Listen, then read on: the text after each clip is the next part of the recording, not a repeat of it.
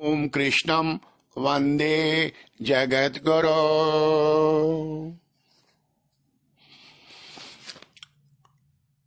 आज वर्ष 2023 के पवित्र माघ मास के आरंभिक दिन में हम गीता महात्म्य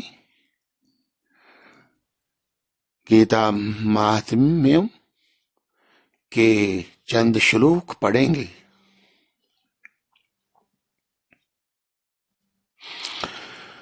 गीता महात्म्य भगवान श्री हरि यानी भगवान विष्णु गीता पढ़ने का उत्तम फल और गीता पढ़ने का लाभ क्या है वर्णन करते हैं। हम शुरू करते हैं गीता महात्म्य का पहला श्लोक। The greatness of the Gita, the importance of Gita. भगवान परमेशान भक्तिर अविचारिणी प्रारब्धं भुजमानस्य कथम भवेति हे प्रभु।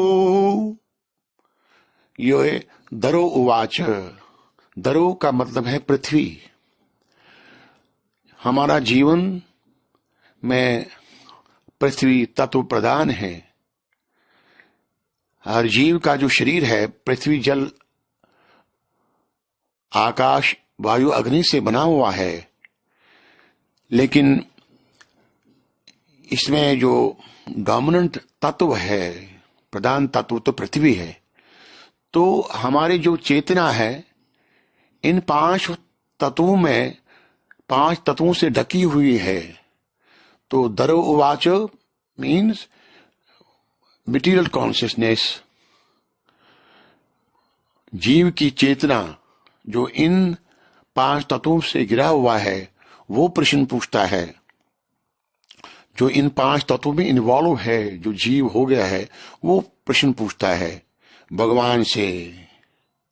भगवान परमेशान, हे भगवान, हे परम ब्रह्म, भक्तिर अविचारिणी, आप भक्तों के पूजनीय हैं। आपको जनार्दन बोलते हैं। सारा जग आपकी आराधना करता है। प्रारब्धम मुक्त मानस्य कथम भवेति हे प्रभु। जिस जीव का जीवन प्रारब्ध कर्मों के बोझ से दबा हुआ है, उसको भक्ति और मुक्ति कैसे प्राप्त होगी, ये दरा प्रश्न पूछता है भगवान से। तो अंग्रेजी में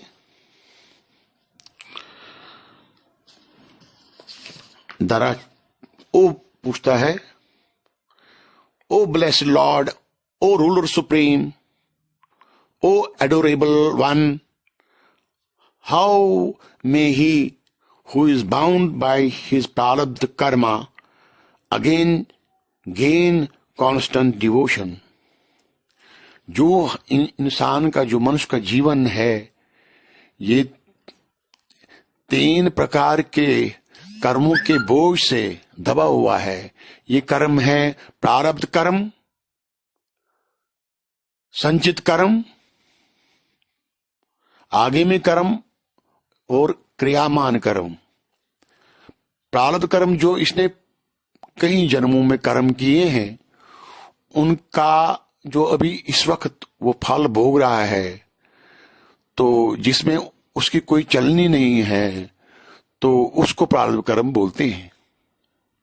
तो इंसान मेनली प्रारब्ध कर्म के बोझ से दबा हुआ है। वही कर्म पर वो हावी है, प्रारब्ध कर्म उस पर हावी है। तो इसको रोकना, इस प्रारब्ध कर्म को भोगने में उसकी कोई चलनी नहीं है। प्रारब्ध कर्म को कोई टाल नहीं सकता, लेकिन भगवान की कृपा हो, गुरु की कृपा हो, उस प्रारब्ध कर्म का प्रभाव कम होता है।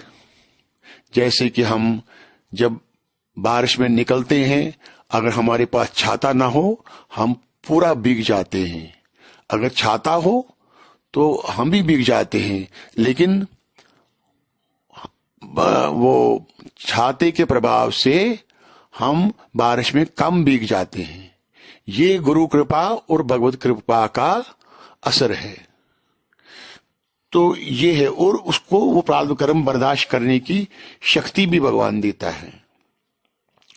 तो ये प्रारब्ध कर्म के बारे में है। दूसरा है संचित कर्म। जो आपने बहुत कर्म किए हैं कई जन्मों में, लेकिन उनको अभी फल भोगने का समय नहीं आया है, तो उनको हम संचित कर्म बोलते हैं। जो आपका डिपॉजिट है कर्मों का, जिसको अभी फलित होने का समय नहीं आया है, वो आगे उनका फल भोगना पड़ेगा, उसको बोलते हैं संचित कर्म, deposit of your previous karmas. तीसरा है क्रियामान, जिसका क्रियामान कर्म जो आप इस वक्त करते हो, अपनी फ्री विल से करते हो, स्व इच्छा से करते हो, उसको क्रियामान कर्म बोलते हैं। और जो आगामी कर्म है उसका बिल्कुल नजदीक फल भोगने का समय आने वाला है, उसको आगामी कर्म बोलते हैं। बिल्कुल नजदीक है उन कर्मों का फल भोगना। तो क्रियामान कर्म जो अपनी स्व इच्छा से करता है, तो और ये कर्म भी डिपॉजिट हो जाते हैं और उनका भुगतान उसको आगे करना पड़ेगा नॉर्मली। तो लेकिन अभी ये बोलता है कि अब इन कर्मों के बोझ से उसको कैसे मुक्ति हो।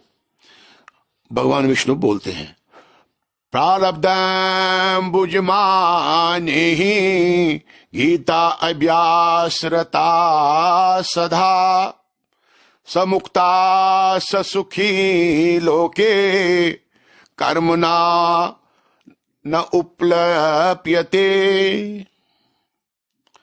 प्रारब्ध भुजमानो ही गीता अभ्यासरता सदा, जो गीता पढ़ने का अभ्यास करेगा, जो गीता का चिंतन करेगा, जो गीता को समझने का प्रयत्न करेगा।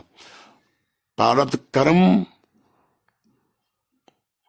कर्म उसके जीवन में तो प्रबल है, लेकिन उसके बावजूद वो सम्मुक्ता ससुखी लोके, वो मुक्ति प्राप्त कर सकता है और उत्तम लोक में जा सकता है, जैसे वैकुंठ लोक में वो सुखी जीवन व्यतीत कर सकता है। कर्मणा न उपलिप्यते, वो कर्मों से उपलिप्त नहीं होता। गीता पढ़ने के अभ्यास से, गीता का चिंतन करने से उसको ब्रह्म ज्ञान की प्राप्ति होती है। उस ब्रह्म ज्ञान जो है, with the dawn of Brahma Gyan, the first two kinds of karmas, Prarabdha karma and Sanchit karma, are burnt away, while the third karma persists as long as the body lasts. Prarabdha karma persists as long as the body lasts. But the Jnani takes no note of this karma, even though it dominates over the body. तो ये गीता पढ़ने का फल है, लाभ है। अगला श्लोक, महापापादि पापानि गीता ध्यानम करोति चेत क्वचित् स्पर्शं न कुर्वन्ति नलिनी धलम आम्रुवत्। महापापादि पापानि, अगर आप प्रारब्ध कर्मों की जोर से अगर आप कुकर्म भी करेंगे, तो पाप कर्म करेंगे, घोर पाप करेंगे, अपनी इच्छा के विरुद्ध प्रारब्ध कर्मों की गति की वजह से आप कुकर्म अपने इच्छा के विरुद्ध अगर आपसे कुकर्म होता है, पाप कर्म होता है, गीता ध्यानम करोति चेत्, अगर आप गीता पढ़ते हैं, गीता का ध्यान, आपका मन गीता ध्यान में लगा हुआ है, क्वचित् स्पर्शम न कुर्वन्ति, आपको ये कर्मों का फल आपको स्पर्श नहीं कर सकता। नलिनी दलम अम्रुवत, जैसे कि नलिनी दलम, जैसे कमल का फूल कीचड़ में और पानी में उगता है, लेकिन कीचड़ और पानी उस पर लगता नहीं है, उस पर ठहरता नहीं है, क्योंकि वो कीचड़ और पानी से ऊपर उठता है। तो ये कर्म उसको असर नहीं डाल सकते, उस पर प्रभाव नहीं डाल सकते। तो ये गीता पढ़ने का लाभ है। No sin however heinous can ever affect him who meditates on the Gita any more than water affects the lotus leaf. गीताया पुस्तकं यत्र यत्र पाठ प्रवर्तते तत्र सर्वाणि तीर्थानि प्रयागादीन तत्र वे। गीताया पुस्तकं यत्र, यहाँ गीता पुस्तक रखी जाती है, मान से रखी जाती है, यत्र पाठा प्रवर्तते, जहाँ पर गीता पढ़ी जाती है, जहाँ गीता का श्रवण होता है, तो तत्र सर्वाणि तीर्थानि, वहाँ सभी तीर्थ उपस्थित होते हैं, वहाँ सभी तीर्थ उसी जगह पर होते हैं। प्रयागादाय प्रयागाधीन तत्र वे, त्रिवेणी, जहाँ 3 पवित्र दरिया का संगम होता है, उसको प्रयाग बोलते हैं, पवित्र तीर्थ माना जाता है, वहां प्रयाग भी उत्तम तीर्थ वहां पर ही है।